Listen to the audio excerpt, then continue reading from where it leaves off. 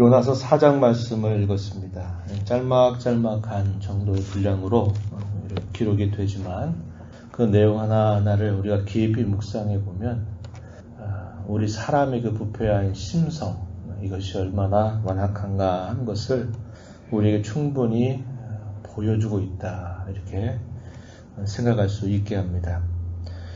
3장을 다시 한번 되돌아보면 하나님께로부터 다시 한번 또 사명의 기회를 받고 생명을 받았던 요나가 마침내 니느웨로 가서 사흘 길을 꾸준히 다녀야 갈 수 있을 만큼 큰 이 성읍을 하루 동안 다니면서 40일 후에 하나님께서 이곳을 심판하신다라고 한 메시지를 증거합니다. 불성실한 그의 순종의 태도를 가지고 있지만 그 말씀이 선포되는 그런 일들 속에 놀라운 일이 생겨납니다. 그 말씀을 듣는 모든 백성들, 지위, 고하를 막론하고 모든 백성들이 자신들이 베옷을 입고 또 금식을 하고 그 말씀을 예사롭게 그것을 아주 귀한 말씀으로 듣고서 그들이 그 말씀에 순종하는 태도를 갖습니다. 왕에게도 그러한 소식이 전달되면서 왕이 조서를 내릴 정도로 그들이 전국적인 그런 회개 운동을 하게 됩니다. 그래서 하나님은 그들에게 내리실 재앙을 돌이키시고 그 재앙을 내리지 않게 하시는 겁니다.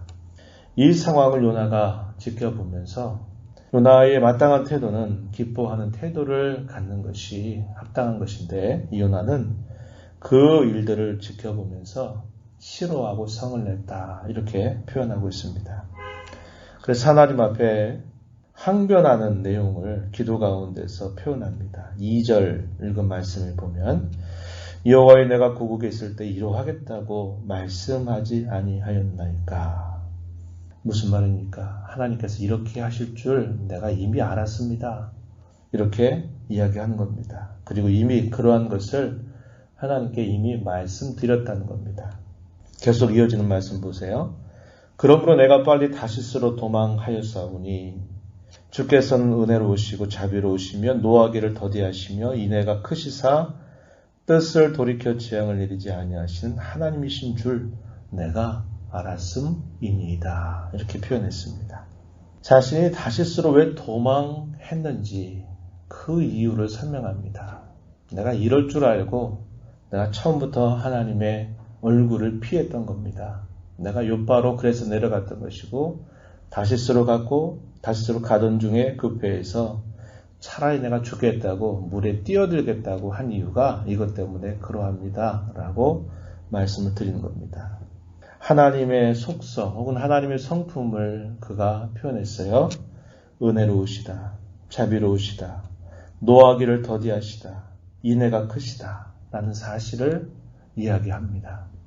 하나님께서 자기 백성들을 향해서 갖는 그 하나님의 변치 않는 여러 성품들, 속성들, 이것을 이렇게 그가 표현하면서 내가 하나님께서 이러실 줄 알았다고 고백하면서 그래서 내가 처음부터 내가 말씀에 순종하지 않으려고 했던 것입니다. 이런 태도를 보이고 있다는 겁니다. 이게 뭘 말해줄까요?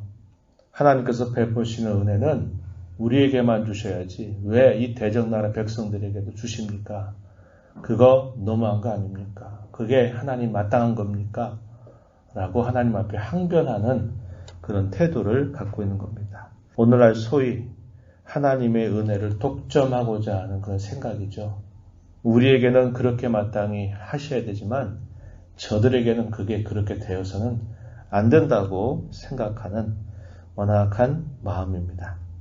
우리가 그런 생각을 굉장히 하기 쉽죠. 나에게는 한없이 하나님이 자비로우시고 관대하시고 은혜를 베풀어 주셔야 된다고 생각하면서도 다른 사람에 대해서는 좀 엄격하게 하나님께서 혼낼 거 혼내고 벌 줄 거 벌 주고 하시기를 기대하는 우리의 어떤 그 심성들, 완악한 심성들, 이것을 요나 또한 여전히 가지고 있었다고 하는 겁니다. 구원의 역사가 이루어져서 악인이 회개하고 돌아오면 그들을 향해서 함께 기뻐하고 하나님이 행하신 그 일로 인해서 함께 즐거워한 것이 마땅한데 그것을 용납하지 못하겠다고, 받아들이지 못하겠다고 하나님 앞에 항변하고 있는 모습을 취하고 있는 거예요. 우리가 어제도 살펴봤지만요, 이 요나가 활동했던 시대가 북이스라엘에 있어서는 여로보암 제2세가 다스렸던 시대였다고 이야기했습니다. 그때는 영토적으로는 가장 큰 영토를 북이스라엘 역사 속에서 가장 큰 영토를 차지했어요. 그리고 번영과 부를 이루었던 것입니다. 그래서 소위 그 시대를 광휘의 시대, 찬란하게 빛났던 시대로 구별합니다. 그러나 속은 계속적으로 썩어 들어가고 있는 그런 상황이었고요. 그 당시에 비슷한 시대에 활동했던 선지자들이 누구였냐면 아모스라고 하는 선지자, 잘 기억하는 선지자죠. 또 호세아라고 하는 선지자가 북이스라엘에 계속 말씀을 전했어요. 그 말씀이 뭡니까? 그들이 악한 길에서 돌아서서 하나님을 진실하게 믿고 하나님을 진실하게 섬겨라 하는 이야기를 선지자를 통해서 계속적으로 말씀을 증거하신 겁니다. 근데 그 백성들이 어떻게 합니까? 하나님을 업신여기는 겁니다. 종교적인 형태는 잘 유지하고 있는지 모르지만 그들의 마음은 하나님에게서 떠나 있는 겁니다. 그게 사실상 더 완악한 행위를 하고 있는 것이죠. 그런데 하나님 어떻게 하십니까? 참으시고 기다리시고 또 말씀의 종들을 보내셔서 계속 들으라고 하나님께서 기회를 주시는 겁니다. 그들은 하나님께서 베풀어 주시는 그분의 긍휼과 자비와 은혜로우심을 아주 자기들 마음대로 이용해 먹는 일은 하지만 하나님 앞에 돌아오려고 하는 태도를 갖지 않았던 것입니다. 그것을 요나가 모를 리 없었어요. 왜냐? 이 요나는 이 말씀을 듣기 전에 그는 북이스라엘 나라에서 이미 선지자로 활동했던 사람이에요. 이스라엘 백성들에게 하나님의 말씀을 전했던 이 요나를 어느 날 하나님께서 불러서 요나야, 내가 너에게 명하니 너 내 말 들어라. 그러면서 너 저 아수르 나라 수도인 니느웨에 가서 앞으로 40일이 지나는 동안 회개하지 않는다면 무서운 심판이 임할 것을 경고해라. 이렇게 요나를 보낸 겁니다. 요나의 생각은 뭡니까? 자기 백성들 향해서 계속적으로 참고 계시는 하나님의 인자와 긍휼은 마땅하고 당연한 것이지만 그러나 이 대적나라에게는 절대로 그렇게 해서는 안 된다고 고집하는 겁니다. 얼마나 완악한 생각이고 얼마나 하나님의 마음을 반하는 그런 태도를 가지고 있는 것입니까? 그러자 하나님께서 뭐라고 말씀하셔요? 그 말 속에 요나가 더 이렇게까지 말하죠. 3절 먼저 보면 여호와여 원하건대 이제 내 생명을 거두어 가소서. 사는 것보다 죽는 것이 내게 낫습니다. 이렇게 말합니다. 내가 이런 것 보는 거 차라리 나는 죽고 싶습니다. 이렇게 하나님 앞에 또 말씀드려요. 바다에 뛰어들었던 그 고집스러운 불순종이 또 여기서 또다시 나타나고 있음을 우리가 보게 되는 겁니다. 여호와 하나님 물으시죠. 네가 성내는 것이 정말 마땅한 일이냐? 옳은 일이냐? 라고 하나님께서 되묻자 요나가 아무 말도 하지 않고 침묵합니다. 그리고 그가 취한 행동은 뭐냐?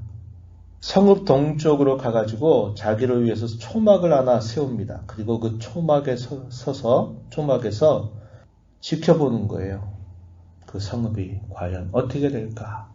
40일이 지나서 정말 하나님께서 심판을 내리실까? 그렇지 않으실까? 이걸 지켜보려고 멀리 떨어져 가지고 그걸 보고 있는 것입니다. 그러자 하나님께서 어떻게 하십니까? 이 요나를 위해서 박넝쿨을 예비하셔요. 6절 보니까 박넝쿨을 예비하셔서 이 요나를 도와주시는 겁니다. 낮에 뜨거운 그런 더위로 인해서 그가 행여나 그의 건강이 해쳐질까봐 하나님께서 박넝쿨을 예비하셔가지고 이 박넝쿨로 자라게 하셔서 그를 가려주게 하신 겁니다. 요나가 어떻게 합니까? 그것으로 인해서 굉장히 기뻐했다. 이렇게 이야기합니다. 그리고 다음날 하나님께서 이번에는 벌레를 예비하셨어요. 이 벌레를 예비해서 이 박넝쿨을 다 갉아먹도록 하나님이 하십니다. 뜨거운 동풍까지 하나님이 또 예비하시게 돼요. 그러니까 이 요나가 기뻐했던 그의 태도가 바뀌어가지고 사는 것보다 죽는 것이 내게 낫습니다. 죽고 싶다는 얘기들 얼마나 많이 하나님 앞에 하고 있습니까? 여기 우리가 계속 주목되고 있는 표현이 뭡니까? 예비하셨다, 예비하셨다, 예비하셨다. 하나님이 섭리하시는 것을 이렇게 표현하는 겁니다. 하나님께서 실물 교육을 그에게 하시는 겁니다. 경험하게 하시는 거예요. 이제 하나님께서 이 요나에게 말씀을 하십니다. 9절 말씀을 보니까 네가 이 박넝쿨로 말미암아 성내는 것이 어찌 옳으냐 대답하기를 내가 성내어 죽기까지 할지라도 옳습니다. 얼마나 고집부리고 있는 태도입니까? 그것도 하나님 앞에서 그런 태도를 가지고 있어요. 여호와 하나님께서 한 번 또 말씀하십니다. 10절 보면 네가 수고도 하지 않고 재배도 하지 않고 하룻밤에 났다가 하룻밤에 말라버리는 이 박넓쿨로 인해서 네가 얼마나 귀하게 여겼냐 기뻐하고 그렇게 아끼더니 이 박넝쿨이 사라져버리니까 또 그렇게 불평하냐 그러면서 하나님 말씀하세요. 11절 하물며 이 큰 성읍 니느웨에는 좌우를 분별하지 못하는 자가 12만여 명이다. 가축도 많이 있다. 그런데 내가 어찌 이것을 아끼지 않겠느냐 하나님 말씀을 하시는 겁니다. 박넝쿨 그거 하나 때문에 기뻐하다가 그거 사라지니까 또 원망하고 차라리 죽고 싶다고 말하는 그 냄비뚜껑같이 달아올랐다가 식어져 버리는 그 요나의 마음에 하나님께서 네가 이 박넝쿨 하나를 그렇게 소중하게 여겼다면 하물며 좌우 뭐가 뭔지를 모르고 하나님이 누구인가를 알지 못하는 저 무지몽매한 저 백성들을 내가 왜 아끼지 않겠냐. 얼마나 많은 가축들이 있고 사람들이 있겠느냐. 내가 그들을 아낀다. 이게 내 마음이다. 라고 하나님께서 말씀하십니다. 요나가 어떻게 합니까? 침묵하는 겁니다. 할 말이 없어요. 더 이상 할 말이 없습니다. 이 내용이 이렇게 끝나버리고 마는 거예요. 근데 우리에게 큰 교훈을 주는 겁니다. 요나를 실물 교육하시는 하나님의 섭리를 통해서 여전히 오늘을 살아가는 우리에게 분명한 교훈을 주고 있다고 하는 겁니다. 그는 오랜 시간 동안 자기의 살아온 생애만큼 하나님이 누구신가를 알았어요. 남들보다 더 알았습니다.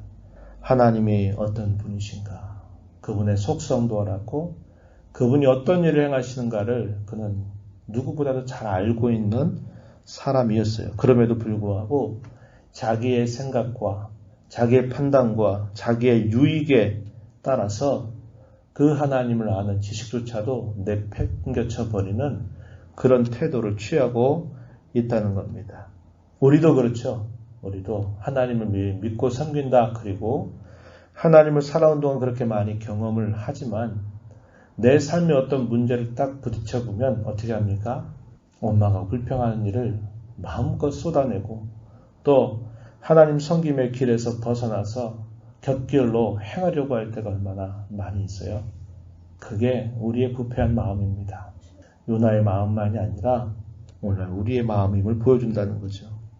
섭리하신 하나님은 끊임없이 반항하고 고집을 부리는 이 요나에게 하나님의 마음이 무엇인가를 분명하게 실물로 교육하시고 보여주십니다. 우리가 이 땅에 살아가면서요. 그저 사람이 갖는 생각이나 그 마음, 그런 마음 따라 우리가 살아가서는 안 될 겁니다. 우리는 하나님의 마음을 알아들이는 그러한 교회가 되어야 될 것이고 하나님의 마음을 헤아려 드리는 그런 성도로 우리의 삶을 살아가야 됩니다. 이 한 주간 흩어진 교회로 살아가는 저와 여러분 하나님의 마음을 헤아리면서 이 한 주간을 가정에서 일터에서 사람들과의 관계 속에서 잘 헤아리면서 주의 마음을 본받고 하나님의 마음을 알아들이면서 우리가 살아간 복된 삶이 되어야 할 것입니다.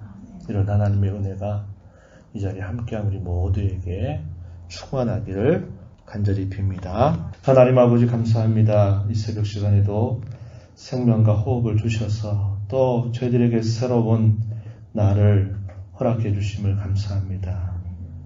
구원의 은혜를 받은 저희들, 한량없는 긍휼과 자비를 날마다 힘입어 살아가는 저희들, 하나님께서 우리에게 주신 섬김의 기회, 주의 나라를 위해서, 주의 영광을 위해서 살 수 있도록 또 새로운 하루, 새로운 한 주간 우리에게 주신 것을 깊이 기억하고 저희들의 생각과 판단과 경험과 저희들 생각의 잣대를 가지고 이 땅을 살아가지 않게 하시고 저희 위에서 생명까지 내어주시고 그 한량없는 긍휼과 자비를 언제나 베풀어 주시는 하나님의 마음을 헤아리며 살아가는 저희의 삶이 되도록 주께서 도와 주시옵소서.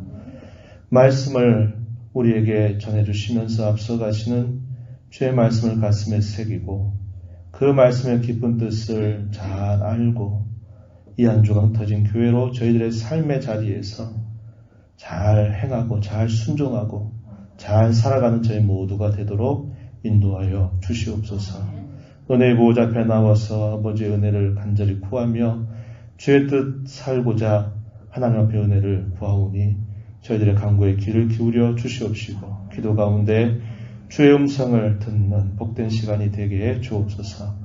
예수님 이름으로 간절히 기도드리옵나이다. 아멘.